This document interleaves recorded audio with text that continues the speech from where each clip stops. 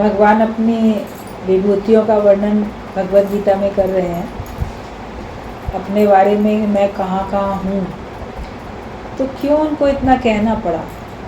क्योंकि मनुष्य के अंदर कब अहंकार आ जाए पता नहीं चलता, और कब वो नए कर्म बना ले पता नहीं चलता। तो मछली पानी में रहती है, पानी में रहते हुए वो कब पानी पी लेती है कोई नहीं जान पाता। कोई और पशु पक्षी आएगा पानी पीने तो सबको पता चलेगा, कोई फलाना आया पानी के पास आया, उसने पानी पिया। लेकिन मछली ने कब पानी पिया ये कोई जान पाता है क्या? कोई भी नहीं जान पाता, क्योंकि वो रहती ही पानी में, वो जान ही नहीं पाता कोई इसने कब में से पानी पी लिया। तो ऐसे ही मनुष्य कब में से कर्म बना लेता है कोई जान ही नहीं पाता। कभी मनुष्य खुद भी नहीं जान पाता तो मेरे कर्म बन गए। नित्य नित्य कर्म नए बन जाते मन वाणी और तन से। तो कभी हम खुद भी नहीं जान पाते। गुरु बताता है, अरे ये सोचा, ये विचारा, ये बोला, ये किया, ये तो तुम्हारा कर्म बना, ये तो जीव भाव में तुमने कार्य किया, ये तो तुम्हारा कर्म बना। तो हमें खुद भी नहीं पता चलता है।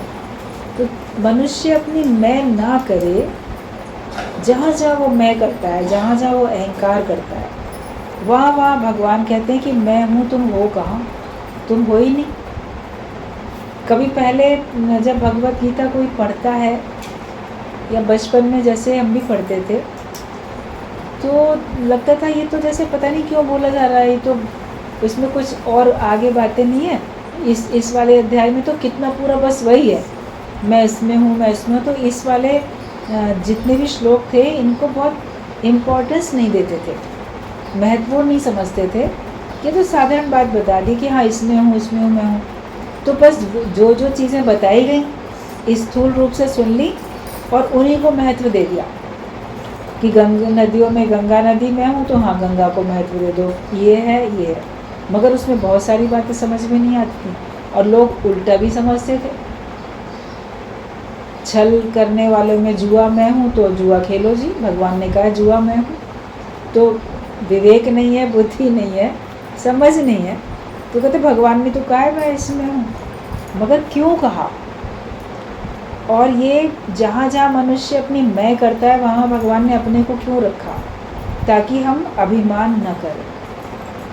जब सत्संग में आते हैं, गुरु हमारा विवेक खोल के देता है हमको, तब हम अपने पर जितनी कृपा करते हैं तब हमको अपनी भूल दिखाई देती है। और उस भूल को अगर हम सुधार लेते हैं, उस गलती को नहीं दोहराते हैं, तो फिर हमारी उन्नति भी होती है। वरना तो जो जैसा है जहाँ है वैसे ही है। कितने योनियों में, कितने जन्मों में जाने क्या क्या सब रिपीट करके आए हो, आगे भी वही रिपीटेशन होता रहेगा। लेकिन भगवान की कृपा है जो हमको सच्चा सत्संग देके, ज्ञान सच्चा देके हमको सुजागी दे रहा है, और उसमें भी हमको अपने को सावधान रखना है। तो जो विभूतियों का वर्णन था, मेन बातें बता दी गई, मगर उसके अतिरिक्त भी जो कुछ बनाए भगवान ने कहा है कि मैं कहाँ तक अपनी विभूतियों का वर्णन करूँ। जड़ चेतन जो कुछ आंखों से दिखाई देता है वो सब मैं ही हूँ। सुन तो लिया बहुत बार कि हाँ मैं ही हूँ, लेकिन देखा नहीं। कानों से सुना, मुख से बोला, लेकिन देखा नहीं, और उसको ज्यों का त्यों अनुभव नहीं किया। वो फिर सच्चे गुरु दिखाते भी हैं, भगवान को देखने वाली दृष्टि हमको देते हैं, दिव्य दृष्टि देते हैं, और हमको वैसी अनुभूति भी करा देते हैं। हर एक की होती रहती है। जो आया है, जो लगातार प्रयास करेगा, तो उसको तो मंजिल मिलनी है। जो चलते रहोगे कदम धीरे धीरे, अगर धीरे धीरे भी कोई चलता रहेगा, रुकेगा अगर नहीं, तो निश्चित तौर पे उसको उसकी मंजिल मिलेगी। लेकिन अगर रुक जाओगे तो फिर कभी भी आगे आप मंजिल को तो प्राप्त कर ही नहीं सकते। रास्ते कोई मंजिल मान के बैठोगे तो आप वहीं के वहीं रह जाओगे। परमात्मा ने अपनी विभूतियाँ बताई, बाकी सब कुछ भगवान का ही है, सब कुछ भगवान ही बनाए। फिर कभी मन सोचता है कि ये बताने का मतलब क्या था, इतना भी क्यों बताया? तो पहले तुम अच्छे में तो भगवान देखो, जिनको तुम अच्छा समझते हो या जिनको तुम विशेष समझते हो या जिनमें तुम्हारी आस्था है या जिनसे तुम्हारा व्यवहार है या जिनसे तुम प्रभावित हो, उनमें भगवान पहले देख लो। इसलिए कुछ कुछ विशेष बातें बताई गई। कभी कहीं रिश्ते की बात चलती है, शादी ब्याह की बात चलती है, तो लड़की वाले जाते हैं लड़के के बारे में इंक्वायरी करने, जांचने परखने, या पूछते हैं किसी से। तो मुख्य मुख्य चीज़ें तो लोग बताते हैं कि लड़के का अपना घर है, कितना खेत है, कि इतनी ज़मीन है, कि इतनी दुकान है, परिवार में इतने लोग हैं, उसके पास सामान ये है, उसका बिजनेस इतने लेवल का चलता है, या उसकी नौकरी इस तरह की है, उसके घर में तो सब कुछ है। तो घर में सब कुछ है तो मुख्य मुख्य चीज़ें तो बताते हैं। अरे नहीं, घर में कार भी है, टीवी भी है, फ्रिज भी है, सोफ़ा भी है, इस प्रकार की बातें मान लो बता देते हैं। तो उसके घर में कबाड़ भी है, तो उसके घर में लोहे का चिमटा भी है, ये सब थोड़ी कोई बताता है तो सब कुछ उसी के घर में, मगर वर्णन करने में तो मुख्य मुख्य चीज़ों का ही तो वर्णन होता है। वे जिनको आप इम्पोर्टेंट समझते हो, जिनसे आप प्रभावित हो, जिनसे आपका व्यवहार चलना है, तो वो चीज़ें होती हैं तो आप जान लेते हो। तो भगवान ने भी मनुष्य इन्हीं चीज़ों से अपना जीवन चला रहा है। जो जो बातें भगवान ने बताई हैं विभूतियों में, इन्हीं का सहारा लेके वो अपने कर्म भी बना रहा है, अपना जीवन भी चला रहा है। तो भगवान ने ये सब बातें बोली हैं। आप जब पढ़ोगे, आपके पास भगवद गीता है, आप पढ़ोगे तो आप जब इस दृष्टिकोण को सामने रख के पढ़ोगे तो आपको समझ में आएगा, इन्हीं बातों में तो मैं अटका हुआ था, इन्हीं में तो अपना मैं करता था, इन्हीं में तो मैं अपना अहंकार करता था, लेकिन भगवान ने हमको माइनस कर दिया। तुम हो ही नहीं, केवल भगवान है। तो ये कि हम कभी भी अहंकार नहीं करें।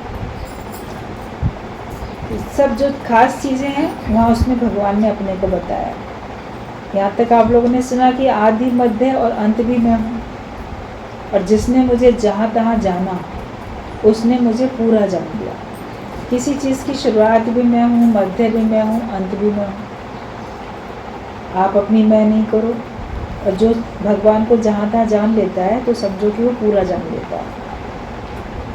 और सब में जो खास खास चीज़ है वो मैं ही हूँ, जिसके अंदर आपको जो भी विशेषता दिखाई देती है। किसी में कोई खासियत होती है, किसी में कोई खासियत होती है। तुम्हारे अंदर कुछ भी विशेषता है, दूसरे में भी कुछ है। तो जहाँ जहाँ जो भी तुमको विशेषता, जिसमें जो भी कुछ विशेष तुमको दिखाई देता है, वो सब भगवान ही है। हम प्रभावित होते हैं उस विशेषता से, लेकिन वास्तव में है वो भगवान है। वहाँ भी आपको भगवान ही देखना है कि सब में जो खास खास चीज़ है वो मैं हूँ। मन भी मैं ही हूँ, क्योंकि उसको भी हस्ती मेरी है।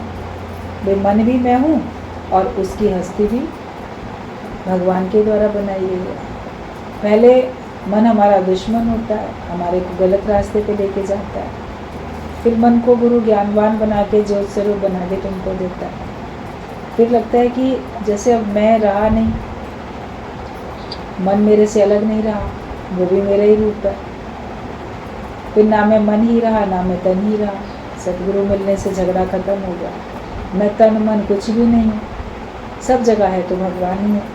जहाँ जहाँ तुम्हारी मैं तुमको महसूस हो, जीव भाव वाली मैं, अपने को भगवान से अलग जो अपनी सत्ता बना के रखी है, उस मैं को मिटाना है। वही जीव भाव है। समुद्र से लहर अलग दिख रही है, जब तक वो अपने को लहर मान रही है, अलग है। उसे अपने को लहर को मिटाना है। लहर उत्पन्न उसी से होती है। समुद्र किनारे खड़े होकर देखो, लहर भी तो उसी में हो जाती है, उसी का रूप है, उसी में समा जाती है। मनुष्य नहीं समझ पाता कि मैं भगवान का रूप हूँ, भगवान में समा हूँ। है ही भगवान, मैं हूँ का, है ही समुद्र, है ही पानी, लहर है का, बूंद है का। पानी, लहरें, झाड़, बुलबुले सब हैं तो एक जल का ही रूप। जो कुछ दिखाई देता है सब भगवान का ही रूप। तो सब में मैं ही हूँ। कहा कि मन भी जैसे मैं ही हूँ, इंद्र भी मैं हूँ। मन की तुलना इंद्र से की गई है। इंद्रियों का स्वामी, हमारी सारी 10 इंद्रियों का स्वामी मन है, तो वो इंद्र हो गया। इंद्र सब इंद्रियों के द्वारा सुख ले रहा है मन, तो वो भगवान ही है, मैं ही हूँ। और वेदों में सामवेद, क्योंकि उसमें ब्रह्म ज्ञान है, ब्रह्म ज्ञान है उसमें, इसलिए वो भी मैं हूँ। हालांकि ज्ञान अज्ञान बोला सब मेरे से उत्पन्न हुआ है, मगर पहले तो मुख्य मुख्य चीज़ में तुम भगवान देखना सीखोगे। अभी हर एक का ये अनुभव है, मानना होता है कि जो अच्छे लोग हैं उनमें तो आप भगवान देख पाते हो, लेकिन जो बुरे लोग हैं उनमें भगवान देख नहीं पाते। जो किसी का नुकसान पहुंचाते हैं उसको भगवान देख नहीं पाते। तो इसलिए पहले जो अच्छे अच्छे तुमको लगते हैं उसमें तो भगवान देख लो ना। फिर तत्व की जब तुम्हारी दृष्टि बन जाएगी तो तुमको अच्छे बुरे सब में ही भगवान दिखेगा। नाना रूप धरे बहुरंगी, भगवान ने सारे रूप धारण किए। पहले अच्छे में भगवान देखना तो सीख जाओ। तो सब भगवान ने इसीलिए हर जगह अपने को बताया कि पर्वतों में सुमेरु पर्वत में हूँ, कुबेर में हूँ, पुरोहितों में बृहस्पति में हूँ। बृहस्पति देव गुरु बोले गए हैं, वो ज्ञान सबको देने वाले गुरु हैं। और जलाशयों में समुद्र में हूँ। भगवान ने सब जगह कहा कि मैं ही मैं हूँ, ताकि तुम अहंकार न कर सको। Pride comes before a fall, गिरावट से पहले अहंकार आता है। मैं के कारण ही तुम गिरते हो। भगवान का तो कारखाना चल रहा है, भगवान का तो कार्य चल रहा है, लेकिन तुम्हारी गिरावट होती जा रही है क्योंकि तुम उसमें अपनी मैं शामिल कर देते हो। अभी पंखा चलता हो, उसमें आप अपना हाथ डालो, क्या होगा? आपके तो हाथ कटेगा, उंगलियां आपकी कट के गिरेंगी। वो चल रहा है, उसको चलते हुए देखना है ना, चलते पंखे में हाथ थोड़ी डालना है। छोटे बच्चे नहीं समझ पाते तो बड़े लोग एकदम सावधान करते हैं। कभी टेबल फैन होता है रखा रहता है, कभी कभी किसी कारण से उसके ऊपर जाली जो होती है वो भी लोग हटा देते हैं, कभी या नहीं लग पाती है, फैन ऐसे ही चल रहा है। तो ध्यान रखते हैं, घर में छोटे बच्चे हैं, बाई चांस कभी हाथ ना डाल दें। या कभी कहीं आग है, उसकी जो लौ होती है लपट, वो बच्चों को आकर्षित करती है। मान लो उसको पकड़ना चाहे तो हाथ जलेगा ना। वो तो जो मोमबत्ती है या जो भी अग्नि है कहीं पर भी, तो है तो अच्छे के लिए, है तो भले के लिए, लेकिन उससे अगर हम अपने को जलाएं तो वो फिर खराबी हो जाती है कि हम क्यों जलाएं अपने आप को। और बच्चे ना समझ होते हैं, तो बड़े लोग सावधान करते हैं ना, तो गुरु हमको सावधान करता है।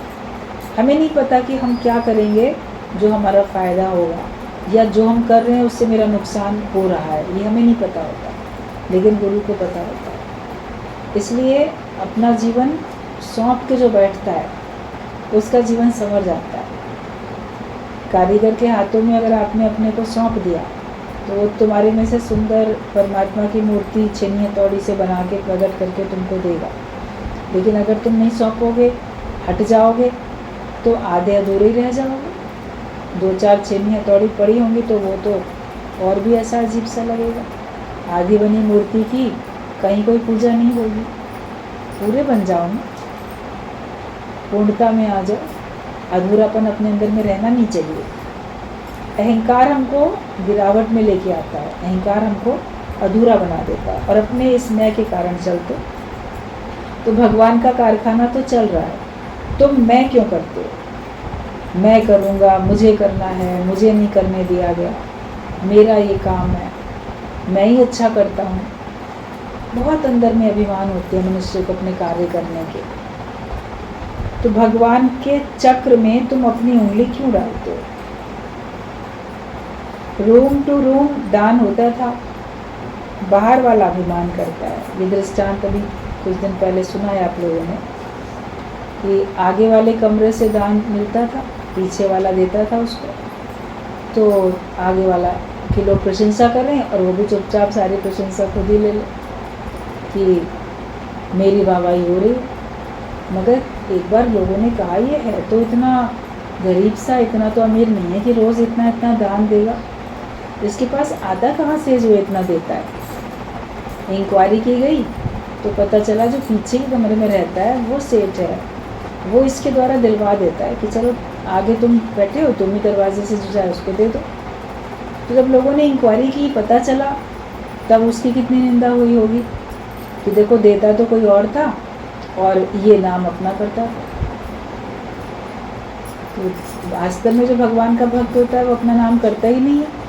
वो कहता देवनहार कोई और है, भेजत है दिन रैन, और लोग भरम हम पे करें तहसो नीचे न।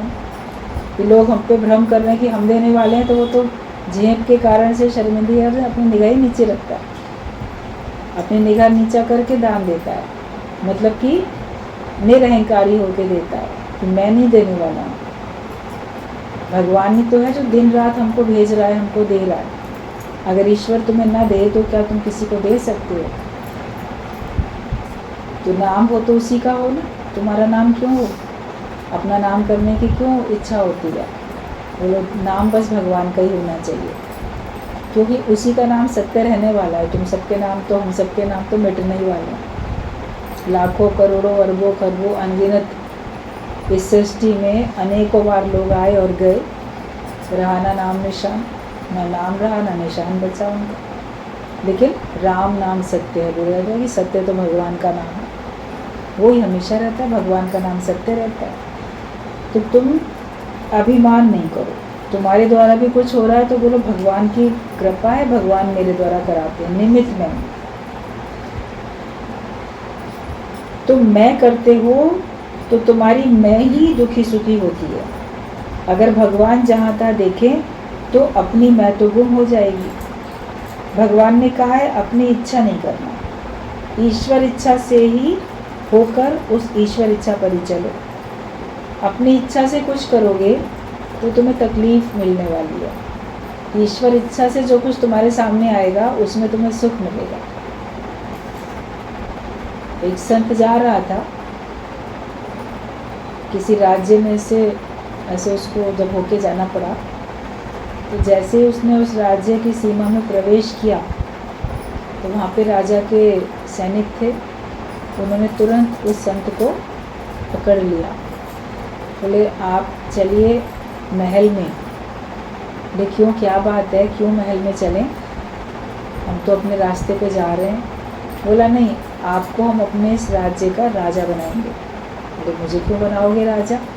बोला हमारा जो राजा था उसका देहांत हो गया। उसने ये कहा था कि मेरे देहांत के बाद, मेरा अंतिम संस्कार कर देने के बाद जब वापस आ जाओगे, फिर जो कोई पहला व्यक्ति इस राज्य में प्रवेश करेगा उसी को राजा बना देना, क्योंकि मेरे लिए तो सारी प्रजा बराबर है। मेरे लिए ना ये मेरा ना वो तेरा कि मेरे बाद ये राजा बने और इसको ही बना दें। जो भी सामने पहला व्यक्ति आपको दिख जाए उसे ही बना देना। तो आप पहले दिख गए, आप राजा बने।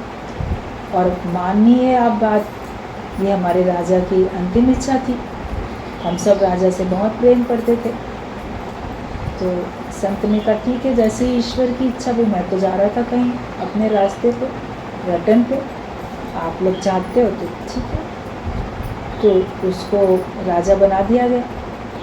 अब वो तो था संत, अपने सबके साथ मिलके उसने कार्य जब किया तो बहुत अच्छा, उसके कारण से उसके भाव अच्छे थे।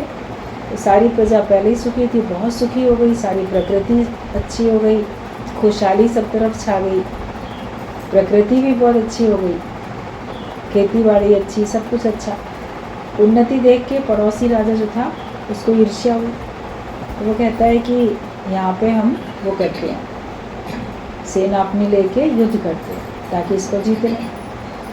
अब संत ने जब देखा कि जो मंत्री हैं और लोग हैं, सेनापति, वो सब जैसे कि सैनिकों को आदेश दे रहे हैं, अभी युद्ध की तैयारी हो रही है, तो उसने पूछा मंत्री से कि क्या बात है, सब ऐसे क्या हो रहा है, युद्ध की तैयारी सी लग रही है, क्यों हो रही है?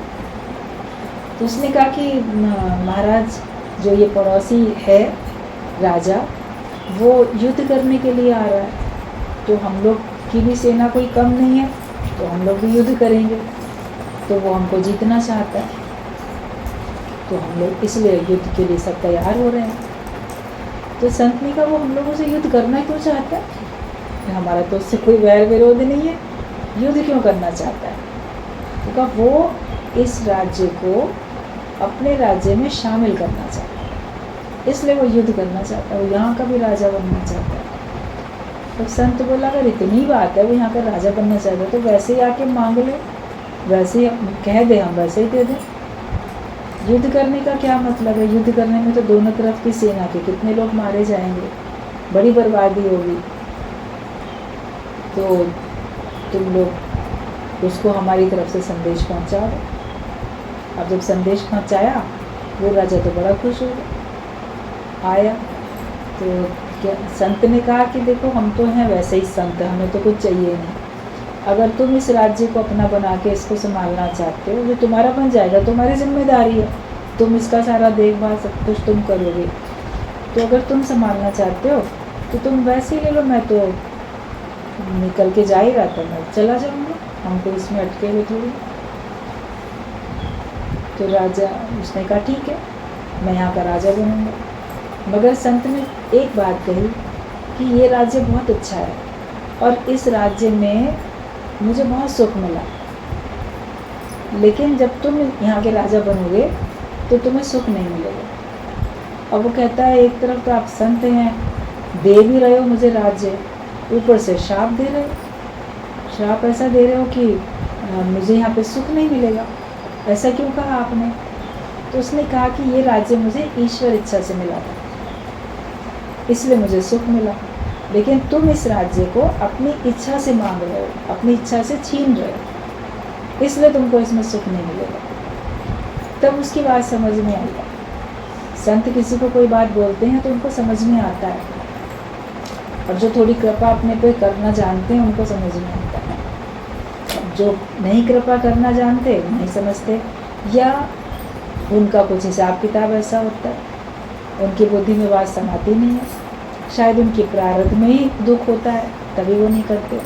तभी तो बोली गई है बात, जिसको प्रभु दारुण दुख देही उसकी मति पहले हर ली, कि उसकी मति हर जाती है, वो संतों की बात मानता नहीं है और दुख पाता है, तो शायद भगवान ही उसको दुख देना चाहते हैं, इसीलिए उसने नहीं मानी बात। तो सिद्धांत ये बताया कि अपनी इच्छा से अगर तुम कोई भी चीज़ लोगे तो उसमें तुम्हें खुशी नहीं मिलेगी, तृप्ति नहीं मिलेगी, लेकिन जो ईश्वर इच्छा से तुमको मिलेगा उसमें तुमको हमेशा सुख मिलेगा। तो भगवान का भक्त अपनी इच्छा से कुछ नहीं चाहता, तो उसको भगवान की मर्ज़ी जो मिलता है उसमें वो अच्छा कार्य करता है, उसका कोई स्वार्थ नहीं है, और अगर उससे कोई चीज़ ले भी ली जाती है तो उसको छोड़ने में भी कोई तकलीफ़ नहीं होती, क्योंकि उसने अपनी इच्छा से लिया नहीं, उसमें आसक्त है ही नहीं वो। तो तुम जो हो अपनी इच्छा से कुछ मत लो, कि भगवान ने कहा है अपनी इच्छा नहीं करो, ईश्वर इच्छा से जो हो रहा है तुम उस पर चलो तो तुमको सुख मिलेगा। तुमने मन किया हुआ खाया, खाना खाया और भगवान का कहना नहीं माना। मनुष्य क्या करता है अज्ञानता में, जो उसका मन करता है वही करता है। मेरा मन है मैं ये खाऊंगा, खा लेते, तो फिर बीमार भी तुम ही पड़ते। डॉक्टर मना करेगा ये नहीं खाना, खाओगे तो फिर बीमार पड़ोगे ना। तो जो शास्त्र कहते हैं, जो भगवान कहते हैं, जो गुरु कहते हैं कि अहंकार नहीं करो, ऐसा नहीं करो, वो करोगे तो क्या होगा, तुम्हारा ही तो गिरावट, तुम्हारा ही नुकसान होगा। तो तुमने जो भी कुछ तुम्हारा मन किया वो खाना खाया, और तुमने भगवान का कहना तो माना नहीं, तुम आज तक नहीं सुधरा है। अगर तुम नहीं ज्ञान के हिसाब से चलते हुए दिख रहे हो तो तुम देखो कि तुम आज दिन तक तो सुधरे ही नहीं। बचपन से माता पिता ने, बड़े होने पे स्कूल में टीचर ने, कभी कई लोगों ने सबको सुधारने की कोशिश की, लेकिन जो नहीं सुधरना चाहता है वो कभी भी नहीं सुधरता है, क्योंकि तुम आज दिन तक नहीं सुधरे हो। लेकिन भगवान ने कहा है, गुरु भी भगवान की बात को हमें बता के देते हैं कि जहाँ तहाँ भगवान देखो तो तुम्हारा सुधार हो जाए। आदत बुरी संभाल लो, बस हो गया। बस ये गलत आदत है कि मैं अपनी मैं को बनाए रखे हुए, भगवान को भुला के अपनी मैं को प्रकट किए हूँ, ये हमारी गलत आदत है, ये हमको सुधार लेनी है। सब तरफ सब जगह भगवान ही है। धर्म अनुसार काम भी मैं हूँ, एक से अनेक हो गया हूँ। जीव कर्ता बनके अलग अलग सृष्टि बनाता है, लेकिन अब ईश्वर सृष्टि में वापस आ जाओ और खाली दृष्टा साक्षी होकर देखो। धर्म अनुसार काम भी मैं। धर्म के अनुसार जो जीवन जीना है, गृहस्थ का जीवन धर्म अनुसार जीते हो तो वो भी भगवान का ही रूप है। लेकिन धर्म अनुसार कोई नहीं अगर जीता, अधर्म पे चलते हैं, मन मर्जी करते हैं, तो फिर वो भगवान वहाँ पे नहीं है। वहाँ पे तुम्हारी इच्छा कामना है जो कि तुमसे गलत काम कराती है और तुम फिर दंड के और पाप के भागी बनते हो। तो धर्म के अनुसार चलो। जीव जो है वो कर्ता बन के अनेक अलग अलग सृष्टि बनाता रहता है, लेकिन ईश्वर सृष्टि में वापस आ जाओ और खाली दृष्टा साक्षी होकर देखो। महर्षियों में भृगु ऋषि, देवों में, वेदों में महावाक्य ओमकार शब्द में हूँ। हिमालय पर्वत भी मैं हूँ, घोड़े में उच्च श्रवा, शस्त्रों में वज्र, गायों में कामधेनु में हूँ। सब भगवान ही भगवान, हर तरफ भगवान। तुम कहते हो मैंने बच्चा पैदा किया है। गुरु से, परमात्मा से ही तो सारी सृष्टि उत्पन्न हुई है। अहंकार करते हो बच्चों को जन्म दे के भी, और उनके ऊपर भी शासन कि हमने तुमको पैदा किया, उनके ऊपर भी कहो। तो भगवान की मर्जी से तो कोई आया दुनिया में। तुम्हारी मर्जी अगर है और भगवान की मर्जी नहीं है तो क्या तुमको संतान मिलती है? वो तो नहीं मिलती है। तो क्यों अहंकार करते हो? हमने बच्चों को जन्म दिया। वो तो जीव तो धरती पे भगवान की मर्जी से आता है, और किस घर में कहाँ पे कितना लेन देन हिसाब किताब है तब उस घर में जाता है। जिससे लेन देन होता है उस घर में जीव पहुँच जाता है। बेटा बेटी या कोई भी कर्म प्राणी संबंधी बन के, नहीं लेन देन है, पिछले जन्मों का कोई कर्जा बाकी नहीं है तो कोई नहीं आता है, वो अपना योग लगाता है। तो अहंकार किस बात का बना? भगवान ने बोला है भगवद गीता में जो चल रही हैं सारी बातें कि मनुष्य यज्ञ करते हैं, यज्ञ से बारिश होती है। तो यज्ञ क्या, उससे बादल बने, बारिश हुई, और बारिश से फिर अनाज होता है, अनाज से फिर शक्ति आती है तुम्हारे अंदर, फिर शक्ति से संतान की उत्पत्ति होती है। तो सब भगवान के द्वारा तो होता है। अभी जीव धरती पे आते, शरीर छूटा, आपको नहीं दिखाई दिया जीव कैसे चला गया, कौन ले गया, कौन ने हिसाब किताब किया, नहीं देख पाते।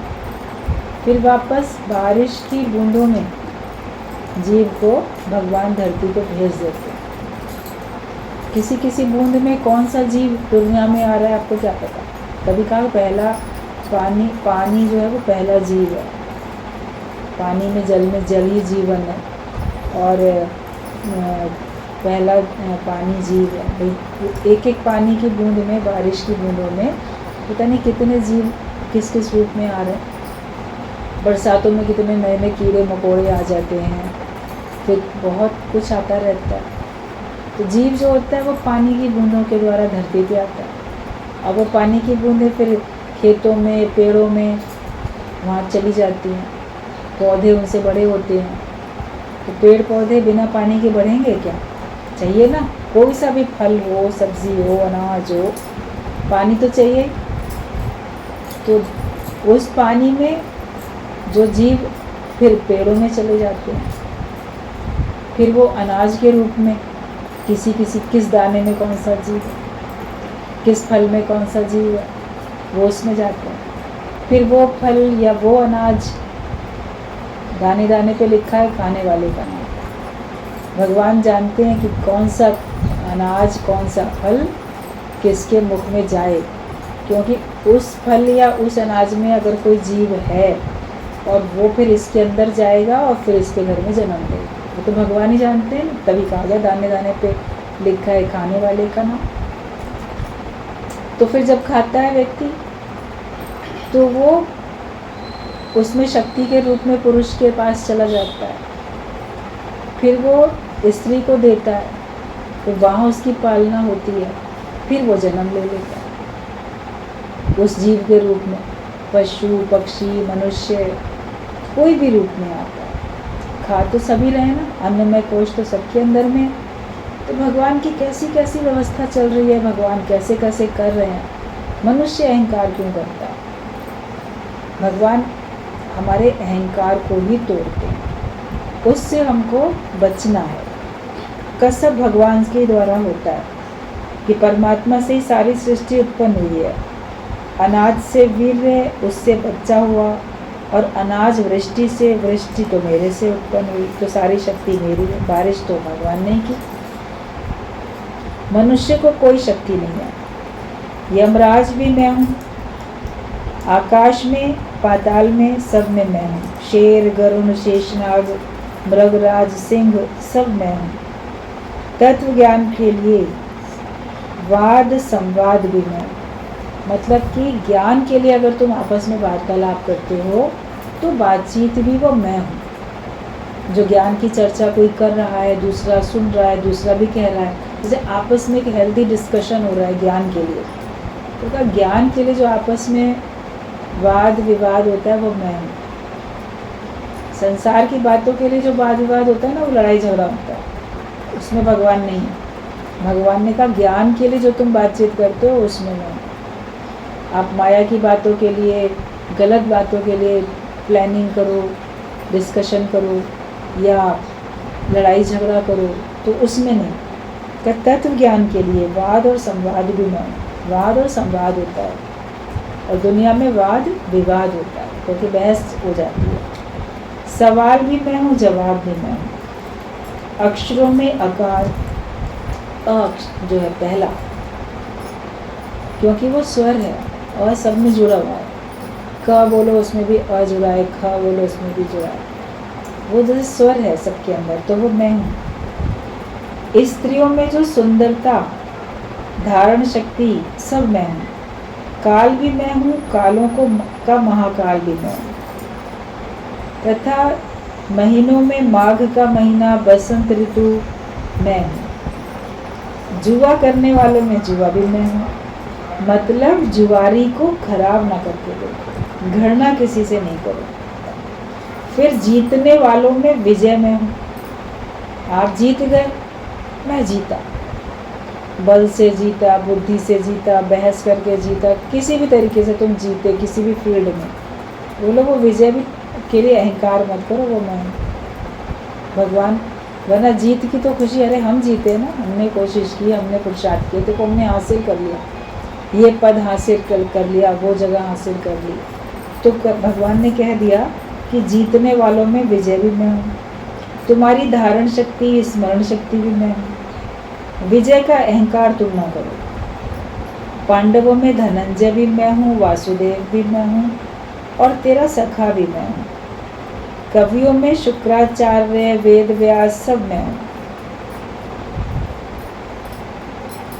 और दमन करने वालों के लिए उनका दंड भी मैं हूँ। ज्ञान भी हूँ तो मौन भी मैं हूँ, तत्व ज्ञान भी मैं हूँ। मेरे सिवाय कुछ भी नहीं है। भगवान ने हर जगह पे अपने को स्थापित करके तुम्हें दिखा दिया। कहाँ मैं करोगे? मेरी याददाश्त बड़ी अच्छी है, मैं सलाह बड़ी अच्छी देता हूँ। वहाँ सब जगह भगवान ही है, तुम वो नहीं वहाँ पे भी। चर अचर मेरे सिवाय जगत में कुछ नहीं है। ये सब तो संक्षेप में है, पर मेरी विभूतियों का तो अंत ही नहीं है। खास खास शक्ति भी मैं हूँ। जो जो विभूति युक्त, कांति युक्त, आकर्षण वाली चीज़ देखो तो वो मेरा ही तेज है। तेरे तेज का केवल थोड़े ही अंश लेकर सब चीज़ सुंदर लगती है, लेकिन उसमें सुंदरता भगवान की है। जहाँ तहाँ परमात्मा की ही सुंदरता है। तुम उसका थोड़ा सा तुम्हारे अंदर अंश है, उससे तुमको कोई चीज़ अच्छी लगती है, कोई किसी को अच्छा लगता है, कोई दूसरा अच्छा लगता है। योगियों में योग और तेज और बुद्धि सब में हूँ।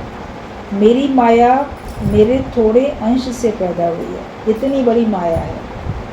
और माया का कितना बड़ा विस्तार, कितना बड़ा आकर्षण, सतोगुणी, रजोगुणी, तमोगुणी माया, स्थूल सूक्ष्म कितनी माया है, मोटी माया, झिनी माया, कितनी तरीके से माया को जैसे कि वर्णन किया गया है।